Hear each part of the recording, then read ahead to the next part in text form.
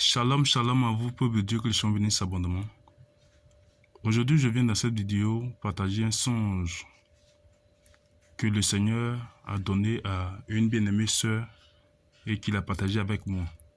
La Bible déclare que Dieu ne fait rien sans avoir révélé le secret à ses serviteurs, les prophètes. Alléluia.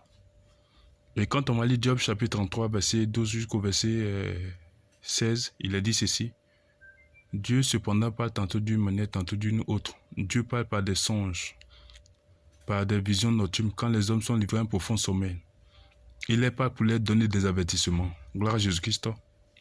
Le songe que vous allez écouter, c'est un songe qui révèle les événements qui auront bel et bien lieu ici en Côte d'Ivoire.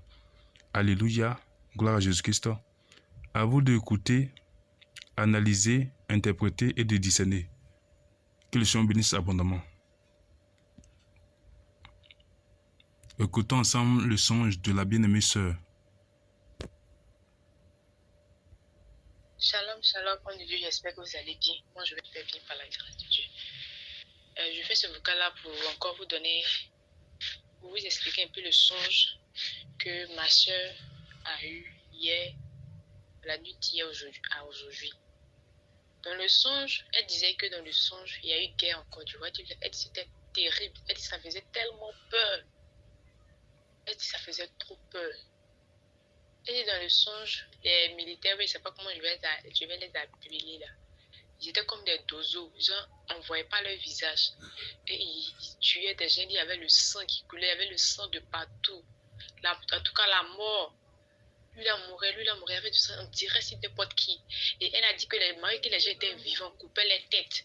Malgré que les gens étaient vivants, elle avait dit qu'elle avait vu même comme ils ont pris une machette pour déchirer les gens, couper la joue de quelqu'un. Elle dit que ça faisait tellement peur. Et tout le monde s'enfuit. En tout cas, il n'y avait pas affaire de papa ou maman, ou il n'y avait pas affaire de soeur.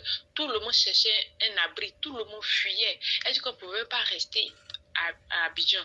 Elle dit tout le monde fuyait. Et c'était comme si les gens rentraient encore dans les autres villes. Les gens rentraient dans les villages et que sort de là où tu trouves, on rentre. Elle dit qu'elle courait.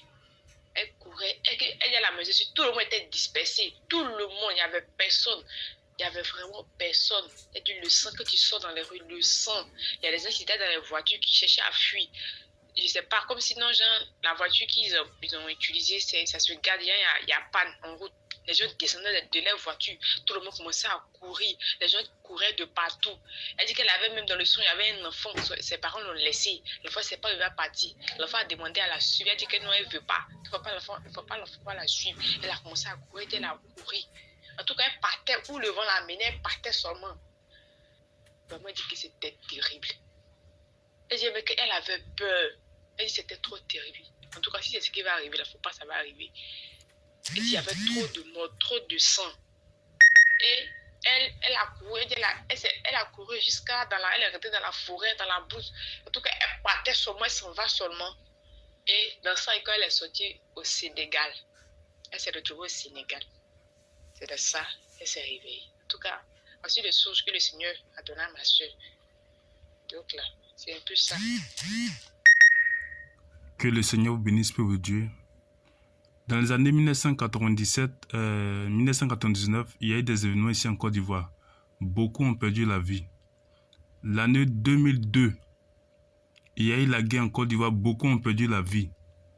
L'année 2010, il y a eu encore la guerre en Côte d'Ivoire. Beaucoup ont perdu la vie. Bien-aimé de Dieu, toi qui m'écoutes, c'est le lieu pour toi de te repentir. C'est le lieu pour toi d'implorer la miséricorde du Seigneur Jésus-Christ, afin que les événements qui vont arriver ici en Côte d'Ivoire, que tu ne meurs pas, mais plutôt que tu sois épargné. Alléluia. Voilà. Toi qui as des oreilles pour entendre, écoute ce message, prends ça au sérieux, répands-toi, implore la repentance, implore la grâce de Dieu du moins sur ta vie, demande pardon au Seigneur Jésus-Christ, que le Seigneur bénisse abondamment.